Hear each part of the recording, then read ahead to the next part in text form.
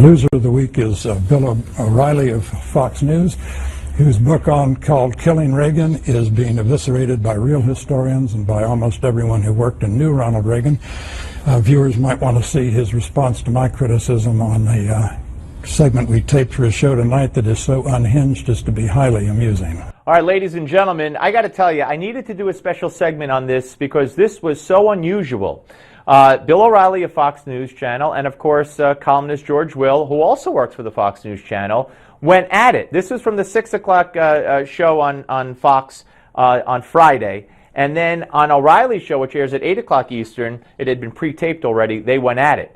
And they went at it over O'Reilly's book, Killing Reagan, which a lot of people have said is inaccurate, including George Will, who wrote a column for the Washington Post and his syndication column, ripping it to shreds. Craig Shirley, who to me is one of the ultimate Reagan biographers, was on this show, and he said it was inaccurate, and he believed it was purposely inaccurate to sell books.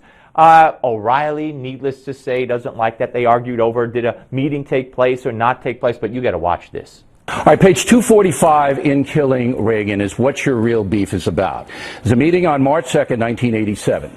The meeting was called by Howard Baker, then the new chief of staff for Ronald Reagan. Before the meeting took place, Howard Baker asked his assistant, James Cannon, to investigate Ronald Reagan, to investigate him. Are you denying any of that is true? Of course not. You say that memo he wrote is the centerpiece of a book. It's a memo that you have never seen. It's a memo that you didn't even ask to try to see from the Reagan Library until after the book was in print. It's a memo that the Reagan Library doesn't have, and you should know it doesn't have because the author was not a member of the White House staff. Oh, and it keeps getting better and better. Where is that memo? It's probably in the papers of Mr. Cannon. No, it's not. Well, then I don't know where it is. But do you I didn't deny make the it the memo? Do you deny the memo was written? Of the book. Do you deny the memo was written? Of course not. It was written. Okay. You learned about it, I presume, from Jane Meyer's book, wherein no, there's she a number says, of sources. which you did not repeat. There's a number of sources that the author of the memo went on to repudiate and deny the memo. When did he repudiate it? When did he repudiate it, Mr. Cannon? When? Shortly after meeting Ronald Reagan. And who? No, not meeting Ronald Reagan. He repudiated it while he was in the White House under heavy pressure. Michael Deaver, do you know Michael Deaver? Oh, and O'Reilly didn't like the laugh, and it gets even better. What are you laughing at, Will? You deny that he repudiated under heavy pressure? Do you deny that? I deny that you know that he repudiated under heavy pressure. I deny that you know that he repudiated under heavy pressure. And this gets more heated. Watch. The memo was presented to Howard Baker. Howard Baker took one look at it and said to the man who wrote it, "This is not the Ronald Reagan I know," and that was the end. That was not the end of it. You're not telling the truth.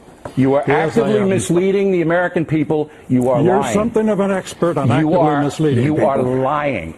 Oh boy! All right, now now they talk about the that some members of the administration had a meeting, and thought that Reagan might have had to be declared incompetent when he was going through some prostate problems and all that.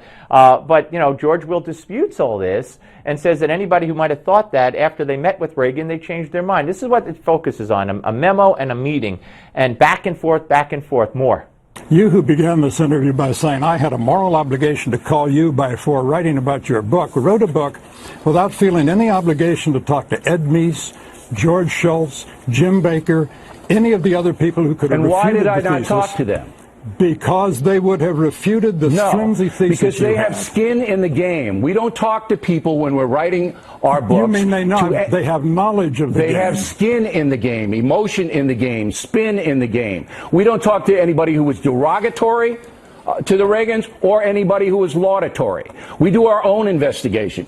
All right. I mean, he could do what he wants, but Will's going to make a great point now about doing the work of the left. Watch. Killing Reagan is a laudatory book toward Ronald Reagan, and you didn't even mention that. It is not a laudatory book. It is a laudatory book, or you can't read. It is doing the work of the left, which knows that in order to discredit conservatism, it must destroy Reagan's reputation as a president, and your book does the work of the American left with its extreme recklessness. Now watch this.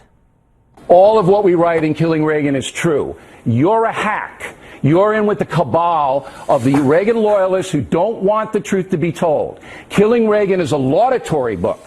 It praises Ronald Reagan. Yet you didn't call me when you said you would. That's a fact. Why do Reagan loyalists not want this laudatory book Because they published? wanted a Very deification. curious. They wanted a deification. They tried to get the book killed before it was even published. And you play right into their hands. That, by the way, is a lie. That, by the way, is a lie. That isn't a lie, and we can prove it, and you are a hack. All right, Do ladies so, and do so, Bye. Mr. O'Reilly. Ladies and gentlemen, I am on George Will's side on this. Remember to tune in tomorrow night, 11 p.m. Eastern, for Newsmax's TV's special GOP debate coverage. Dick Morris, Michael Savage, John Zogby, and many more will be joining us for political analysis. That's tomorrow night, 11, only on Newsmax TV.